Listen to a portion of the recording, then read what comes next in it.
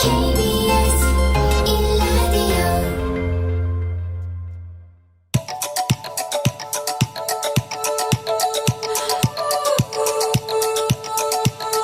김성환의 시사야.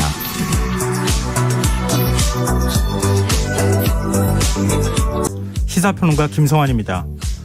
일제강점기 조선의용군 여성부대를 이끌었던 김명시 장군이 광복 77주년을 맞은 지금에서야 뒤늦게 독립유공자로 인정받게 됐는데요. 왜 이런 상황이 발생한 건지 더 깊이 있게 들여다보는 인터뷰 시간에 서운지정을 이끈 열린사회 희망연대 관계자와 이야기 나눠보겠습니다. 월요일 코너죠. 실용서부터 경제, 경영, 그리고 인문학까지 실생활에 필요한 책 이야기 주경야독 코너도 마련되어 있으니까요. 많은 관심 부탁드리겠습니다. 김성환의 시사에는 청취자 여러분들의 관심과 참여 기다립니다. 방송 내용과 관련해 의견 있으신 분들은 문자 보내주십시오. 당첨된 분들께는 모바일 쿠폰 보내드릴 텐데요. 참여하실 번호는 샵9730이고요. 짧은 문자는 50원, 긴 문자는 100원의 이용료가 부과됩니다. 콩 어플리케이션과 KBS 1라디오 유튜브 채널을 통해서도 저희 방송을 실시간으로 시청 또 참여하실 수 있습니다. KBS 1라디오 김성환의 시사야. 그럼 지금 시작하겠습니다.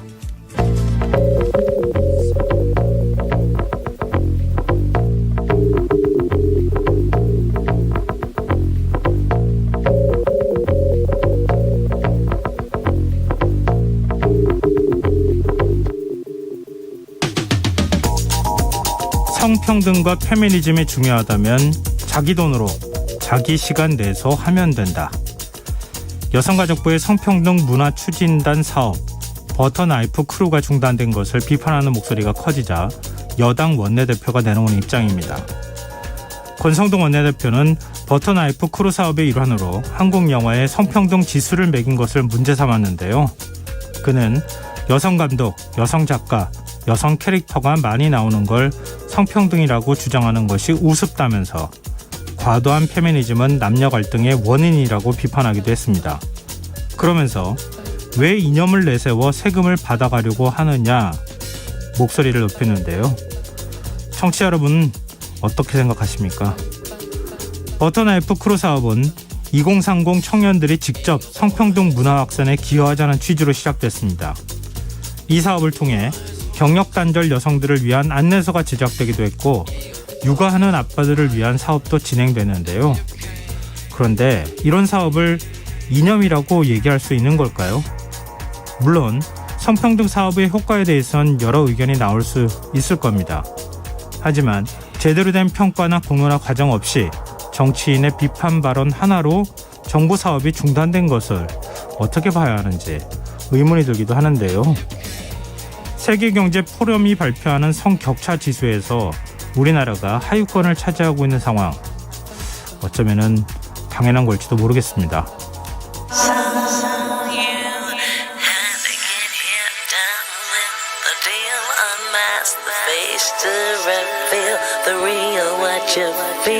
You and your everyday situations, all the unnecessary complications. 오늘 밤 당신 안에 꿈틀거리는 지식충전 본능이 깨어납니다. 여러분의 자유탐구 영역 김성환의 시사야.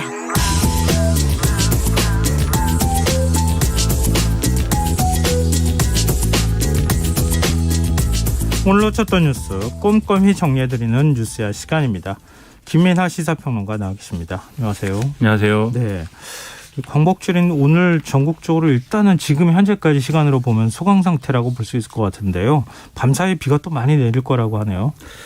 그렇습니다. 지금 이제 이 정체 전선이 예상보다 빠른 속도로 남하를 해서 오늘 밤부터 서울을 비롯한 중부지방에 시간당 50mm에 이르는 짧고 강한 게릴라성 폭우가 쏟아질 전망이다라고 하고 있습니다.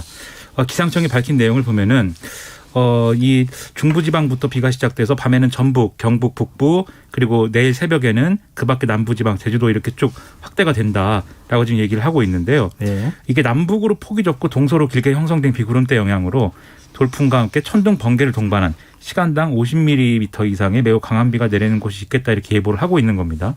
이에 따라서 서울 등 수도권과 충청, 강원 일부 등에 발령된 호우 예비특보 이게 순차적으로 호우특보로 전환될 수 있는 그런 상황이고요. 특히 충남과 전북 등 지역에는 150mm가 넘는 물폭탄이 쏟아질 수 있다. 이런 예보가 나와 있습니다.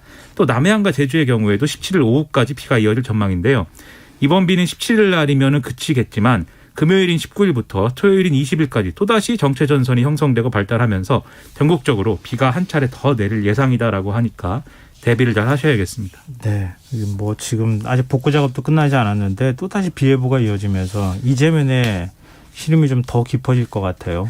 그렇습니다. 특히 이제 바로 이제 얼마 전에 충북, 전북, 충청, 전북 등 이 남부지방, 중부지방, 남부지방에 상당한 이제 폭우가 내리지 않았습니까? 그래서 이런 지자체들 같은 경우에는 초비상이고 긴장한 모습이 역력한 상황인데 말씀하셨듯이 이재민들의 어떤 걱정 이런 것들도 큰 그런 상황입니다. 왜냐하면 이미 폭우로 지반이 약화된 그런 상황인데 추가적으로 여기에 또 큰 비가 내리면은 피해가 더 커질 수 있다는 것이죠. 그래서 이제 우려가 커지고 있는데 일단 중앙재난안전대책본부장인 이상민 행안부 장관은 지금 이런 지반이 약해져 있는 이런 문제들에 대해서 철저한 대비, 신속한 대응이 필요하다. 그리고 기상 상황이 위험할 경우에 선제적으로 주민 대피를 실시해서 피해가 없도록 해주기 바란다라고 당부를 했습니다. 그래서 이런 이제 대피 안내나 이런 게 나올 때 좀 잘 따라서 피해를 최소화할 수 있었으면 좋겠습니다. 네, 우리가 한번 좀 경험을 했으니까요. 좀 오늘 밤은 좀 바짝 긴장을 좀 해야 되지 않을까 싶습니다. 윤석열 대통령 광복절 경축사 어떤 메시지 있었는지 정리해 볼까요? 일단 이제 독립운동에 대해서 끊임없는 자유 추구의 과정이다라고 정의를 했습니다. 그래서 네. 현재도 진행 중이고 앞으로도 계속 되는 것이다라고 이제 했는데요. 또 독립운동의 세계사적 의미를 다시 새겨야 된다라고 강조를 하면서 자유를 찾고 지키고 또 확대하고 세계 시민과 연대해서 자유에 대한 세려한 위협과 싸우고 세계 평화와 번영을 이뤄가는 이 과정이 독립운동이다라고 이제 강조를 했습니다. 이런 이제 이 윤석열 대통령의 입장 표명은 과거에 이제 이 보수 정권 또 우파 진영 일각에서 1948년 기준의 건국절 지정을 추진해 왔지 않았습니까? 네. 근데 그런 것에서는 벗어나서 1919년 이 임시정부의 적통을 사실상 계승하는 이런 부분들을 인정을 한 것이다라고 볼 수가 있겠는데 다만 그러면서도 이 자유민주주의적 가치를 일종의 전제 조건으로 제시하는 그런 모습이고 그럼 결론적으로 그 당시에 이 해방 이 전후에 좌익 계열의 독립운동 등에 대해서는 다소 거리를 두는 모습으로 해석이 되기도 하고 있습니다. 그리고 이제 이외에도 북한이 핵 개발을 중단하고 실질적인 비핵화로 전환할 경우에 경제와 민생을 획기적으로 개선하겠다라는 취지의 담대한 구상에 대해서도 이제 좀 더 세부적인 그런 언급이 있었고요. 또 일본을 세계 자유를 위협하는 도전에 함께 맞설 이웃이다 이렇게 평가를 하면서 미래지향적인 관계 구축의 중요성 이런 것들을 강조를 했습니다. 그리고 이게 이 양극화 해소라든지 이런 경제 분야 과제에 대한 입장도 이 광복절 기념사에 담겼습니다. 네. 뭐 윤 대통령 취임사 때는 자유를 35번 외쳤는데 이번엔 33번 외쳤다. 그 자유가 도대체 어떤 자유냐. 이거에 대해서 언론이 또 해석하느라고 또 분주한 모습을 보이기도 하더라고요. 근데 지금 윤 대통령이 이른바 담대한 구상 제안을 했다는 거잖아요. 근데 김태호 국가안보실 1차장이 구체적인 로드맵이 어떻게 되는지도 밝혔어요. 그렇습니다. 용산 대통령실에서 따로 브리핑을 했는데 북한이 진정성을 갖고 비핵화 협상에 나올 경우에 초기 협상 과정에서부터 경제 지원 조치를 적극적으로 강구하는 것이다라고 설명을 했고 포괄적인 비핵화 합의가 도출이 되면은 동결, 신고, 사찰, 폐기로 나아가는 단계적 비핵화 조치 그리고 여기에 상응한 남북 경제 협력을 본격화하기 위해서 남북 공동경제발전위원회를 설립 가동하는 거다라고 얘기를 했습니다. 그럼 이제 남북 공동경제발전위원회에서 다루는 분야는 뭐냐? 네. 첫째로 이제 인프라 분야에서 발전소 그리고 송배전 시설, 항만, 공항 등의 현대화 이런 걸 얘기를 했고요. 또 이제 농업 생산성 향상과 병원 의료 체계 현대화 등의 이제 민생 개선 분야의 어떤 문제들 그리고 경제 발전 분야의 교역 활성화 및 국제 투자, 금융 유치 등의 이런 과제들을 논의를 한다라는 건데요. 네. 그렇게 얘기를 하면서 지난 30년간 여러 차례 비핵화 방안이 시도가 됐고 몇 차례 합의도 도출됐지만 이렇다 할 성과가 없었다. 북한 비핵화의 진정성이 확인되기도 전에 반대급부만 제공된 적도 있었다라고 또 얘기를 했습니다. 근데 여기까지만 들으면 사실 이 로드맵이라는 게 이렇게 보면 이런 것 같고 저렇게 보면 저런 것 같은 그런 이제 특징이 있죠. 네. 근데 아무래도 이제 윤석열 정권의 이런 대북 정책이 과거에 이명박 정권 때 비핵 개방 3천하고 유사하지 않느냐라는 지적들이 있었거든요. 그러니까는 모든 어떤 경제 협력이라든가 이 어떤 인도적 지원이라든가 이런 것들이 비핵화를 뭔가 확정적으로 하는 걸 전제로 하기 때문에 그런 점에서 이제 유사성이 있다라고 하는 지적이 있었는데 네. 여기에 대해서도 이제 답을 했습니다. 비핵개방 3천이 경제에 국한된 어떤 그런 비전이었다면 이번에는 정치와 군사를 포괄해서 준비하는 종합적 플랜이 되는 거다. 그러니까 다른 거다. 이렇게 얘기를 했고 비핵개방 3천이 비핵화 합의를 전제로 이후 행동 대 행동의 교환 원칙을 제시한 거라면 이번에는 비핵화 합의를 도출하기 위해 만나서 이야기하는 과정에서 먼저 경제 조치를 취하겠다는 거다라고 얘기를 했고 이게 일부 제재의 일부 해제라든가 이런 것도 국제사회의 논의 이런 것들을 해볼 수도 있는 것이다라고도 설명을 했거든요. 근데 오늘 얘기한 얘기 중에 또 북한이 얘기를 하는 이 대북 적대시 정책 철회라든가 이런 체제 안정 조치가 있지 않습니까? 네. 그런 부분들은 오늘 언급이 없어서 이거는 뭐 없는 거냐라고 또 기자들이 물어봤는데 다 있는데 이거는 협상 과정에서 논의해야 서로의 진위를 파악할 수 있다라면서 일단 구체적인 설명은 하지 않았습니다. 대화 테이블에 나오기만 해도 경제 제재나 일종의 대가를 주겠다. 그렇게 받아들일 수도 있는데 그 발언만 보면은 이제 그런 그렇죠. 맥락으로 읽히는데요. 그래 또 그렇게 얘기를 하면은 네. 진정성 있는 비핵화 조치와 그 로드맵이 있어야 된다라고 얘기를 할 것이고 근데 그러면 또 진정성 있는 비핵화 조치는 어떻게 확인하느냐 네. 이게 논란이 될 것이고 그래서 이게 진짜로 뭐 실제로 이게 협상이 진행될 때 어떻게 될 거냐에 대해서는 이런저런 얘기가 많이 있을 것 같습니다. 네. 뭐 가장 일단 무엇보다도 북한이 응해 올지 이걸 좀 저희가 지켜보도록 하고요. 일단 정치권 반응 좀 살펴볼까요? 일단 국민의힘은 이 경축사에 대해서 한반도의 자유와 평화 그리고 번영을 위해 과거를 넘어 미래로 향하는 비전을 제시한 것이다라고 평가를 했고 이렇게 좋은 어떤 제안을 했으니까 일본과 북한이 호응해야 된다 이렇게 호응을 촉구하기도 했습니다. 네. 네, 더불어민주당은 상당히 박한 평가를 했는데요. 공허한 자유의 가치 말고 현대의 대한민국이 직면한 위기를 극복할 미래 비전을 제시해야 된다. 자유는 중요한 헌법적 가치지만 윤석열 정부가 추진하는 정책의 근거로 삼기 위해서 독립운동의 의미를 현명하게 해석한 것은 유감이다라고 주장을 했습니다. 정의당의 경우는 미국 중심 편향적 외교로 기울고 있는 것에 대해서 우려를 표하면서 실질적인 남북 북미 관계 개선이 이루어지려면 한미군사훈련 재개나 선 비핵화 요구가 아니라 판문점 선언과 싱가포르 합의에 기초해서 상호 체제 보장과 적대정책 전환 등 구체적 행동 계획이 동시에 이루어져야 된다라고 주장했습니다. 네. 일본군 위안부 피해자 이용수 할머님을 비롯한 시민사회 단체들 좀 비판하는 메시지를 내놨네요. 일단 이용수 할머니 경우에는 일본과의 관계 개선에 대해서만 얘기를 하고 해결되지 않은 역사 문제나 위안부 문제에 대한 말씀이 한마디도 없었다라면서 불만을 표시를 했는데요. 네. 일본이 스스로 이 문제를 해결할 의지가 없다고 하면 우리 정부가 단독으로라도 유엔 고문방지위에 이 문제를 좀 회부를 해달라. 그게 오늘 말씀한 자유인권법치의 보편적 가치에 걸맞는 거 아니겠느냐라고 이 주장을 하기도 했습니다. 그리고 이제 일제 강제동원 시민 모임의 경우에는 예. 77년이 되도록 사죄 한마디 듣지 못한 일제 피해자 문제에 대해서 단 한마디조차 언급이 없었다라고 하면서 윤석열 대통령이 김대중 오부치 공동선언을 계승하겠다라고 한 거에 대해서 그 당시 일본의 오부치 총리는 통절한 반성과 마음으로부터의 사죄를 약속을 했었는데 지금 이제 그렇지 않지 않느냐라고 하면서 일본 가해 기업이 져야 할 법적 책임을 한국이 대신 지겠다고 일본까지 찾아가서 우리가 고개를 숙이는 그런 상황에서 김대중 오부치 공동선언을 언급할 자격은 없다라고 또 꼬집었습니다. 네. 대통령이 일본에 대해서 이렇게 좀 유화적인 메시지를 냈는데 그 무렵에 일본에서는 기시다 후미오 일본 총리가 야스쿠니 신사의 곡물값을 복납하는 일이 있었고 뭐 집권당 자민당 강요들은 참배까지 했다면서요? 그렇습니다. 일본 총리들이 이제 야스쿠니 신사에 직접 참배를 하지 못하니까 주변국들의 반발 때문에 곡물료를 복납하는 걸로 이걸 대신하거든요, 보통. 예. 근데 이번에도 자민당 총재 명의로 야스쿠니 신사 곡물값을 복납을 했고 이 비용에 대해서는 기시다 총리가 사비로 충당을 했다라고 합니다. 그리고 이제 다카이치 사나의 경제안전보장 담당상, 아키바 게냐 부흥상, 하기우다 고이치 자민당 정무조사 회장 등은 오늘 오전에 야스쿠니 신사를 직접 방문해서 참배를 하기도 했는데요. 앞서 지난 13일에는 니시무라 야스토시 경제산업상이 직접 또 참배를 하기도 해서 예. 이 8월 15일을 앞두고 또 당일에 이렇게 내각의 주요 인사, 여당의 주요 인사들이 줄지어서 참배를 하는 이런 모습들이 여전히 이제 반복이 되고 있습니다. 야스쿠니 신사 참배 전에 우리 정부하고 그 혹시 뭔가 소통을 했습니까? 일본 측하고? 일단 이제 대통령실 고위 관계자가 이렇게 얘기를 했습니다. 야스쿠니 신사에 일본 총리가 직접 가지는 않는 선에서 여러 가지 고민을 한 것 같다라고도 얘기를 했고 네. 또 일본과의 관계에 대해서 이면에서 협의도 하고 듣기도 하고 고위공직자 간의 긴밀한 소통이 이루어지고 있어서 과거와는 다르다 뭐 이런 얘기도 했는데요.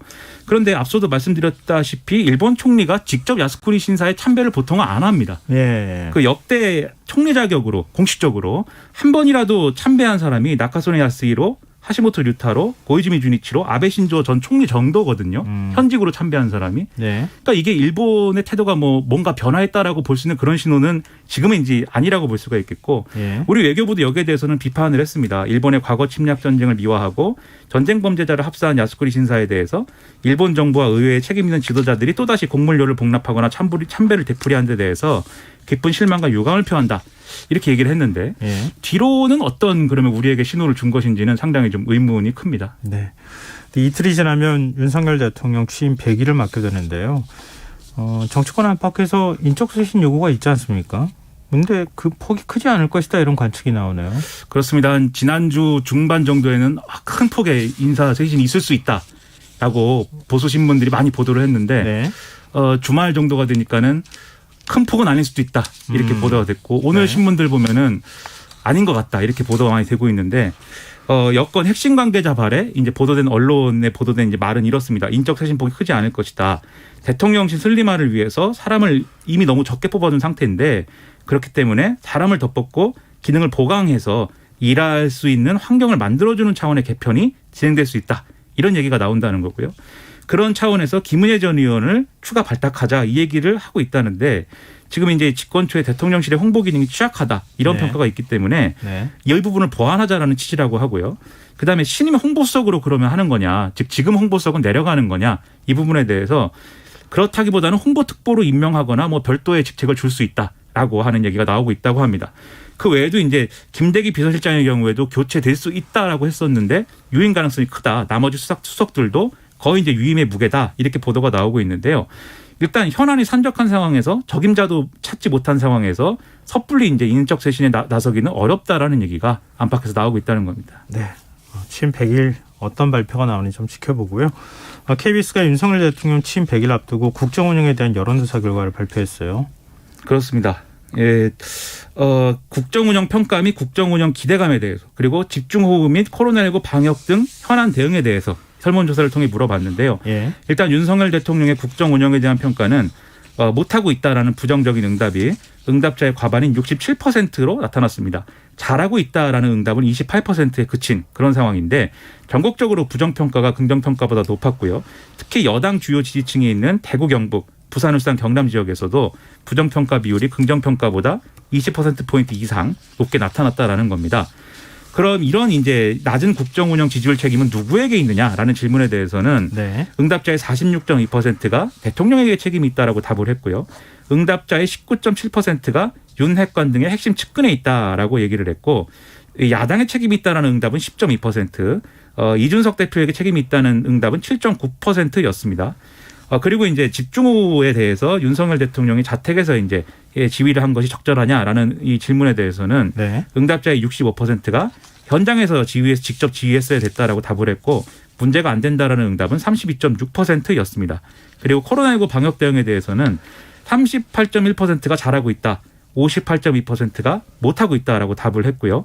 그리고 뭐 이외에 국정기조인 공정의 가치가 잘 실현되고 있느냐라는 질문에 대해서는 거의 이제 60% 정도가 지금 실현되지 않고 있다라고 답을 했다라는 겁니다. 네. KBS가 한국 리서치에 의뢰해서 지난 10일부터 14일 사이 전국 18세 이상 유권자 1000명에게 물은 결과라는 점 알려드립니다. 이 자세한 내용은 여론조사 심의위원회 홈페이지를 참조하시면 되겠습니다.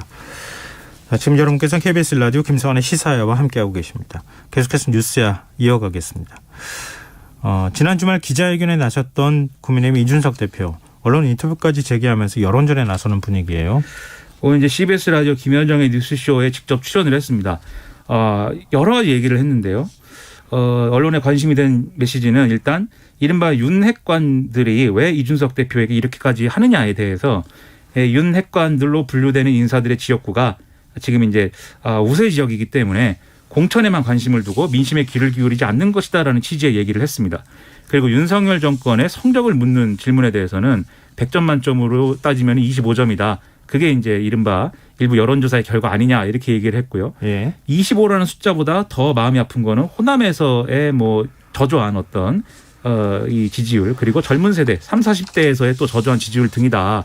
그러니까 60대도 돌아서고 70대에서 한 40% 정도 이상 나와서 버티는 것은 어떤 상황이냐 이게 라면서 서진 정책이라든가 젊은 세대가 좋아할 만한 정책들을 많이 얘기를 했는데 다 실종됐다라고 취지로 얘기를 했습니다.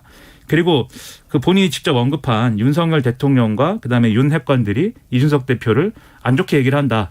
뭐 XX라고 언론에서는 보도가 됐는데 그런 표현에 대해서 그런 얘기를 하니까 아 쟤는 때려도 되는구나라고 윤 핵관들이 생각을 해서 일종의 지령 비슷한 그런 얘기가 돼버린 것이다라고도 주장을 했습니다. 네, 이른바 뭐 윤핵관 호소인 이렇게 거명이 됐던 그러니까 지목이 된 당사자들은 어떤 반응 보였습니까?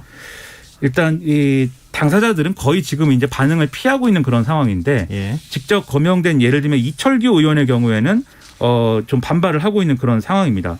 그래서 일단 이준석 대표가 기자회견에서 이 실명을 거론해서 이제 수도권 험지 출마를 요구를 했는데 여기에 대해서 국회의원은 유권자가 뽑는 것이지 이준석 대표가 뽑는 게 아니다. 본인은 윤석열 대통령이 되면 지구를 떠나겠다고까지 했는데 그러면 그 지구를 떠나면 나도 호남 출마도 마다하지 않겠다고 했다. 이렇게 얘기를 했고요.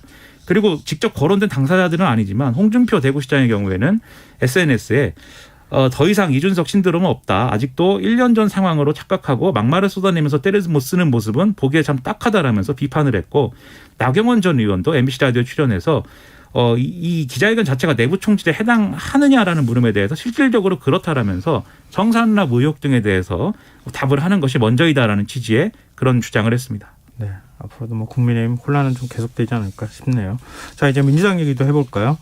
8.28 전당대회 앞두고 지금 당대표 후보로 나섰던 강훈식 의원이 후보직에서 사퇴했어요.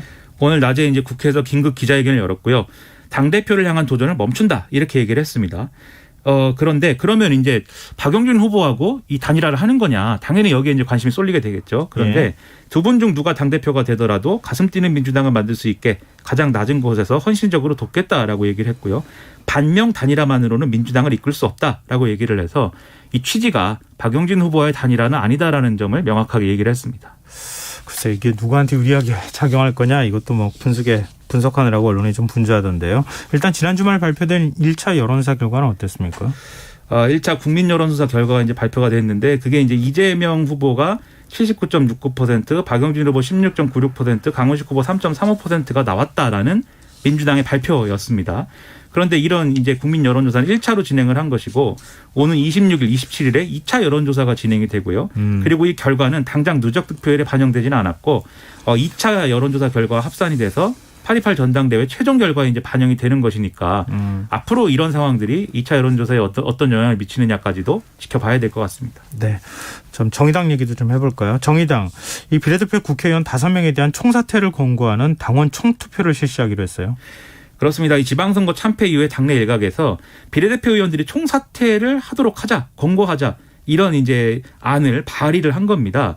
그래서 지금 이 류호정, 장혜영, 강은미, 배진교, 이은주 의원 5명을 사퇴를 시키고 예. 이 비례대표 후보 경선을 통해서 후순위자들이 있지 않습니까? 네네. 그 사람들로 의원을 바꾸자라는 취지의 주장인 건데 지난 7일에 1,002명의 당원에 이제 좀 연명을 받아서 당 지도부에 서명부를 제출을 한 거고요. 그중에 937명이 유효한 서명을 해서 이 관련 규정을 채웠기 때문에 발의 요건이 된 겁니다. 그래서 이제 발의가 된 것인데 다만 이 투표안건은 말 그대로 권고안에 불과한 것이어서 예. 뭐 투표 결과가 나오더라도 실질적인 사퇴로 이어질 것이냐는 뭐 계속 지켜봐야 될 문제라고 보입니다. 아 그래요? 사퇴 안 할 수도 있는 거예요? 그러면? 근데 정치적으로 당원의 총투표를 통해서 비례대표 의원들이 사퇴했으면 좋겠다라는 여론이 절반 이상 나왔다고 하면 정치적으로 이것은 권고안이니까 난 사퇴 안 하겠습니다라고 얘기하는 좀 어려운 측면들이 그렇죠. 있겠죠. 예. 다만 이 비례대표 의원들의 거취를 둘러싸고는 총사퇴하는 것만이 책임지는 방식은 아니다라는 반론도 여러 군데서 나오기 때문에 네네. 뭐 이런 논의가 어디로 가는지는 지켜봐야 될 문제라고 봅니다. 네.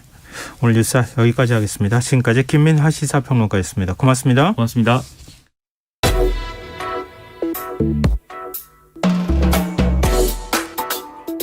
더 나은 내일을 준비하는 시간 KBS 1라디오 김성환의 시사야. 조선의 잔다르크, 백마탄 여장군. 혹시 이런 말 들어보셨나요?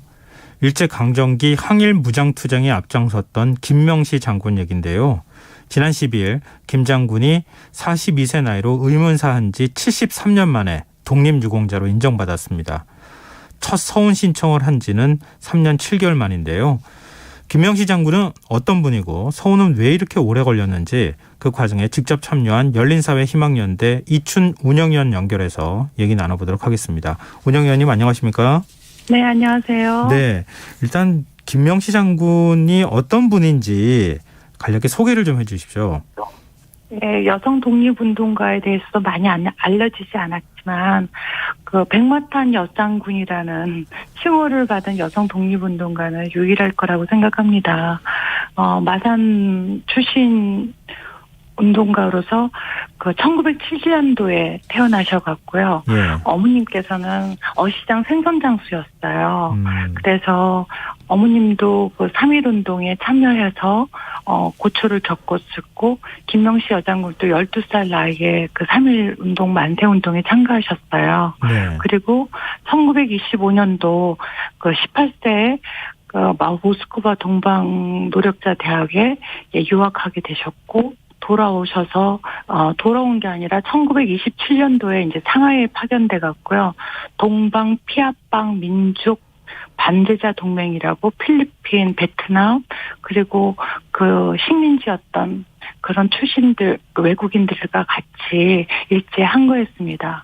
그리고 1930년도 하얼빈 일본 영사관 공격을 주도하셨는데 그때 만주의 무장투쟁으로서는 아주 그 전설적이었다고 얘기를 합니다. 그리고 1932년도에 네. 신의주에서 이제 신의주로 국내로 파견되셔갖고요. 노동운동을 지도하다가 일경이 체포되어갖고 7년간 복역하셨어요. 그래서 1939년도에 출옥한 뒤에는 이제 중국으로 탈출해서 팔로군에 들어가갖고 천진이나 제남, 북경, 태안 덩지에서 이제 항일투쟁을 벌였고요. 그리고 이제 그 42년부터는 중국 하북 지역에서 조선 독립동맹 조선의용관의 여성 부대를 이끌고 2,000명을 이끌고 일본군과 직접 전투를 벌였던 조선의 잔다르크 내지 백마탄 여장군으로 불리고 있습니다. 그 말씀 잠깐 지금 듣고 있는데도요. 네. 정말 감히 상상하기 어려운 그런 활동을 하셨다는 생각이 드는데요. 그런데 사망 원인은 왜 어떻게 하다 사망했는지를 잘 모르고 그래서 의문사로 기록되고 있다 이렇게 알고 있는데요. 혹시 어떻게 하다가 돌아가셨는지 이 과정은 알려진 바가 없습니까? 네. 1946년도에 그 김명시 여장군이 그 귀국했을 때는 조선의 잔다르크 모든 신문들이 그 김명시 여장군에 대해서 칭송하셨습니다. 네. 근데 1949년도 10월 10일 날 그 동아일보하고 그다음에 그 동아일보에 짧은 기사가 났어요. 북노당 정치위원 김명시 유치장 자살. 자기 그 북노당 정치위원 김명시가 수일 전에 모종의 혐의로 부평경찰서에 구금 중이던 자기 치마를 찢어가지고 감방 천장의 수도관에서 목을 베어 자살했다는 그 신문 발표가 있었고, 그리고 경향신문에서는 그 당시 내무부 장관이었던 김효석 장관이 직접 나서갖고 김명시는 북노당 정치위원이며 유치장 수도관에 목을 베다 자살했다고 발표를 했습니다. 그것이 김명시 장군의 비극적인 최후로 밝혀진 바입니다. 근데 지금 앞서 말씀하신 것처럼 백마탄 여장군 독립투사인 분이 왜 지금 그 수감이 됐고 거기에서 왜 스스로 극단적인 선택을 했는지조차도 전혀 지금 모르는 겁니까? 그렇죠. 그건 심지어는 저희가 이 독립서원 신청하는 과정에서 어떤 그 도대체 시신을 인수했던 사람들이 누군지, 신신 인수를 누가 했는지, 그리고 신신 인수자가 없다면 어떻게 처리했는지 등에 대해서 저희가 정보 공개를 요청했었거든요. 그랬지만 자료 없습니다는 답변을 받았습니다. 근데 열린사회 희망연대에서 독립운동가 발굴을 위해서 친족을 찾는다 이런 광고까지 내셨는데 네네. 지금 최근에야 연락이 된 거잖아요. 굳이 뭐 과거의 어떤 시간하고 비교할 때는. 네, 전설적인 솔직히 김명시 여장군 형제 삼형제가 일제강점기 때 감옥에서 수용했던 세월이 21년입니다. 오빠가 12년, 오빠 김영선이 12년을 살았고요.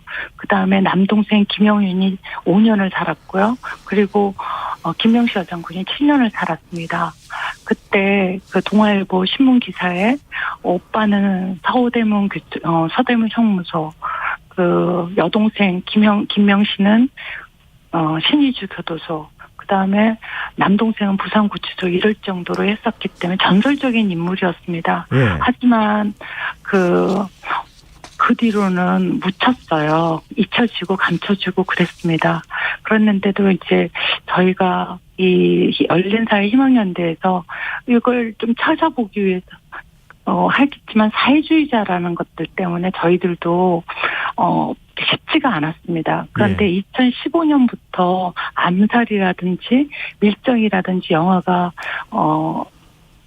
대중적으로 관심을 갖게 되면 사회주의 운동가들에 대한 대중적인 관심을 갖게 되면서 저희도 시작하게 됐는데 먼저 친족들을 찾을 길이 없었어요. 친족들. 그래서 2019년 1월 달에 저희가 신문 광고를 했습니다. 사람 찾습니다. 그렇게 친족을 이렇게 사랑했는데 저희가 하고 나서 너무 깜짝 놀란 것이 너무 가까이에 있었어요. 같은 지역에 계셨다는 거잖아요. 그렇죠. 오형제, 김명시 여장군의 형제 오형제는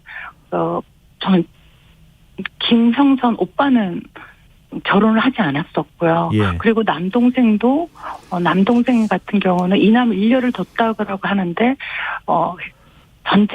한국 전쟁 전에 서울로 올라간다는 이유로 이제 연락이 없었고요. 그다음 김명시 여장군도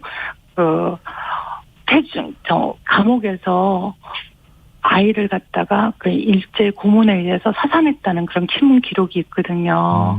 그래서 이제 그랬기 때문에 친족에서는 없었지만, 그러니까 직계는 없었지만 외사촌이라든지 아니면 그 사촌이라든지 이런 경우들은 너무 많이 한 20명 정도가 나타나셨어요.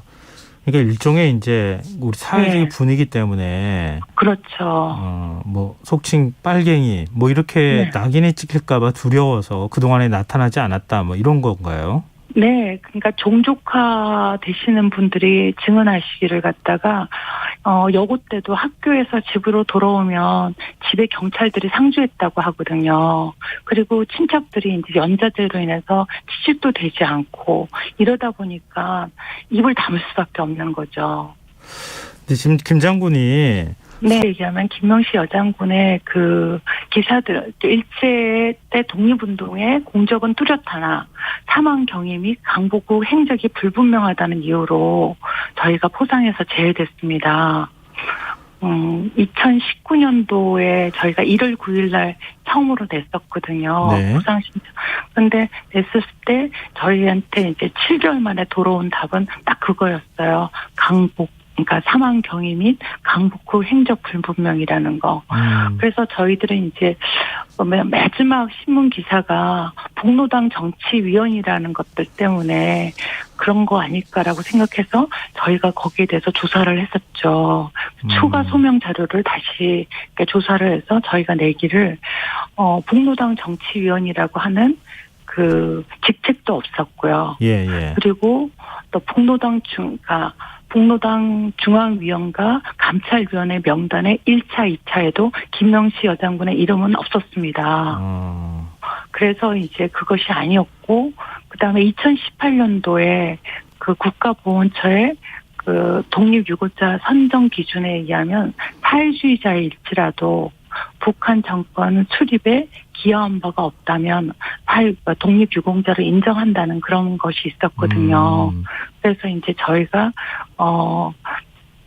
얘기하기를 북한에 대해서 북한 정권의 수립에 기여한 것을 알 수 있는 것은 북한이 제일 잘할 수밖에 없다. 그래서 남한의 사회주의자들이 그 북한 정권의 수립에 기여했던 남한 사회주의자들이 묻혀있는 시민의 애국 열사는 명단을 저희가 조사를 했어요. 예, 예. 그랬더니 거기에도 그 김명시 여장군뿐만 아니라 형제들이 아무도 거기에 묘가 없었습니다. 그래서 저희가 이제 추가 소명 자료로 그것을 제시했죠. 그렇군요. 그동안에 굉장히 네. 어려운 노력들을 많이 해오셨는데요. 네네. 근데 이게 끝이 아니고 네네. 앞으로 해결해야 될 숙제가 더 남아 있다고요.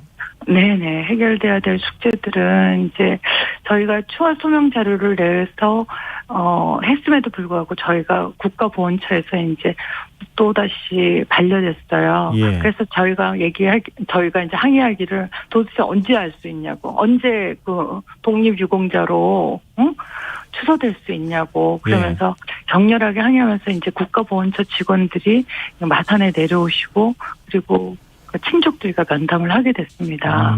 그러면서 이제 올해 이제 독립 그 건국훈장 애국장으로 수여되셨는데, 네. 저희가 지금 해야 될 것은 실제로 그 고향에서조차도 잊혀졌기 때문에 알려지지 않았잖아요. 예. 그래서 오늘 그 저희 열린사회 희망연대 회원들이 먼저 그 김명시 여장군을 알려야 된다. 해서 노란 손수건 대신에 그 백마탄 여장군 독립유공자 추서 한영, 그러니까 축 이렇게 해갖고 마산 창원 진해에 50개의 플랜카드가 펄럭였습니다. 네. 무덤도 없이 조화도 없이 어디에 시신도 확인할 수도 없는 삼형제 시신도 어디서도 확인할 수가 없습니다. 그래서 저희가 우리의 영웅으로 기항을 장군의 기항을 환영하는 것들을 했어요. 그래서 저희가 일단 알려야죠. 네네, 알겠습니다. 네, 알려야 되고 말씀하신 생가터가 어떤 기념물도 없거든요. 그래서 이제 생가터 표지석만 저희가 그 열린사회 희망연대가 확인해 갖고 했었는데 그런 것에 또 좀 정비 작업도 해야 되고 또 그 그러니까 여성 독립운동가가 그 항일 무장투쟁을 한 이 기록들을 갖다 잃어버린 우리의 독립운동사 한쪽을 갖다 복원해야 되는 것이 저희의 일이죠. 네, 그동안 고생 정말 많이 하셨던 말씀 대신 전해드려야 될 것 같고요. 앞으로도 말씀하신 것처럼 해결해야 될 문제들, 남아있는 숙제들 푸는데 열심히 좀 노력해 주셨으면 좋겠습니다. 오늘 말씀 고맙습니다. 네, 감사합니다. 예, 지금까지 열린사회 희망연대 이춘 운영위원이었습니다.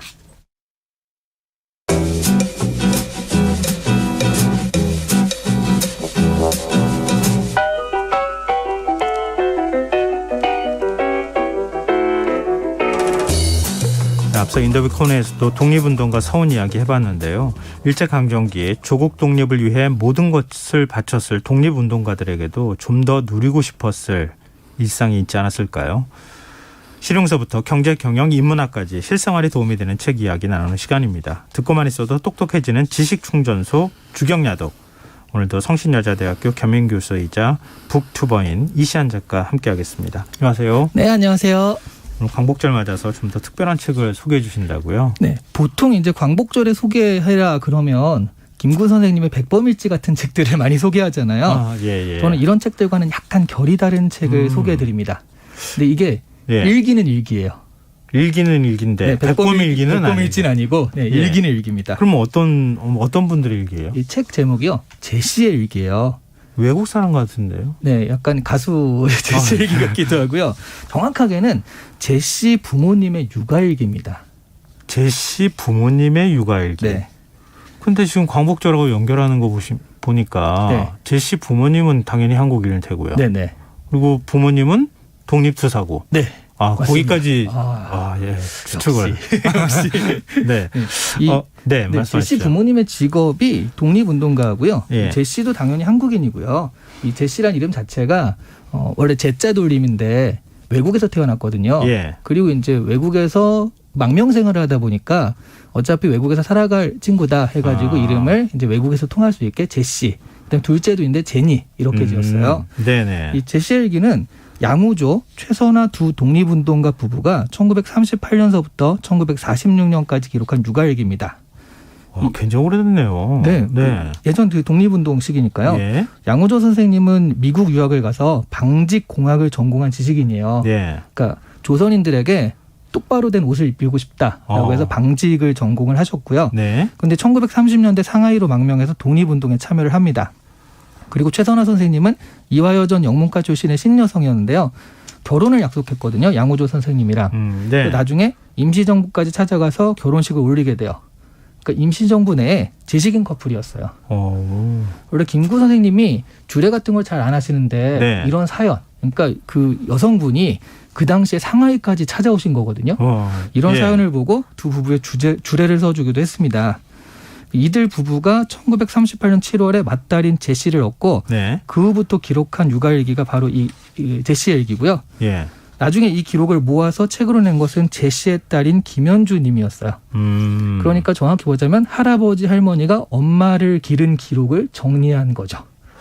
근데 독립운동가의 어떤 일생을 그린 네. 그런 책들은 꽤 있는데 육아일기를 남겼다? 네. 이제 의외이기도 한데요. 네. 왜 이런 얘기가 전혀 안 알려졌을까요? 근데 사실 이런 기록이 남겨져서 책으로 나오기도 했습니다. 1999년에 한번 나왔다가 절판이 되었고요. 예. 2019년엔 대한민국 임시정부 수립 100주년에 맞춰서 다시 한번 이 책이 인쇄된 적이 있거든요. 그리고 그 전에 KBS에서 2006년 3.1절 특집 다큐멘터리하고 2010년에 KBS 한국의 유산 캠페인에서 방영된 적도 있어요. 예. 그리고 개인적으로 제가 뭐 책 읽어드린다는 그런 그 예능 프로그램이 있었는데 네네. 그때 거기서 제가 도서선정위원이었거든요. 거기서 제가 추천을 해가지고 백범일주와 더불어서 제시의 일기를 같이 소개해드린 적도 있습니다. 그렇군요. 근데 이게 아무래도 소개가 되긴 되는데요. 이게 독립운동하면 뭔가 영웅적인 히어로 같은 분이 나와가지고 네. 독립운동을 해야지 보시는 분도 재미가 있고 그런데 아무래도 육아일기다 보니까 좀 임팩트가 약한 것 같아요. 그 거시사보단 미시사에 가까운 거죠. 근데 아무리 육아일기라 하더라도 네. 임시정부 지금 말씀하셨지만 네네. 임시정부 상황이나 이런 독립운동가들의 활동 내용이나 이런 게 자연스럽게 기록될 수밖에 없었을 것 같은데요. 그렇죠. 그리고 주 내용 자체가 제시의 부모님들이 상하이 임시정부에 참여했다가 일본군의 눈길을 피해서 도망 다녀야 하는 상황이었고 그런 내용이었어요. 임시정부가 계속 중국의 도움을 받아가며 거처를 옮겨야 하는 그렇죠. 상황이었거든요. 예. 그래서 그런 과정, 거기서 나오는 긴장감 이런 것들이 일기에 잘 드러나 있습니다. 그래서 이 제시 일기가 사료로서도 가치가 높은 게요.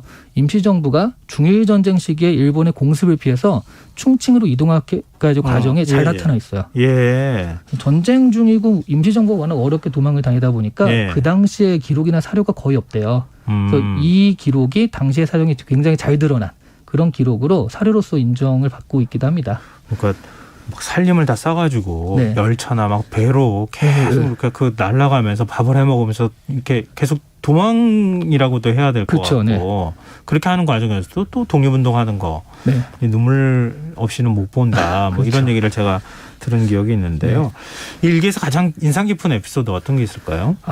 거의 뭐 대부분의 그 에피소드가 좀 인상이 깊었는데 네.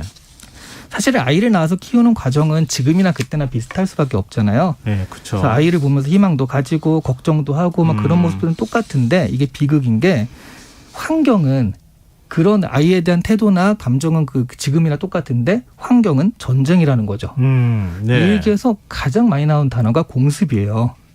그러니까 먼저 딱 일어나면 그날의 날씨를 봅니다. 네. 그 날씨가 맑잖아요. 예. 거의 100% 공습이 있는 거죠.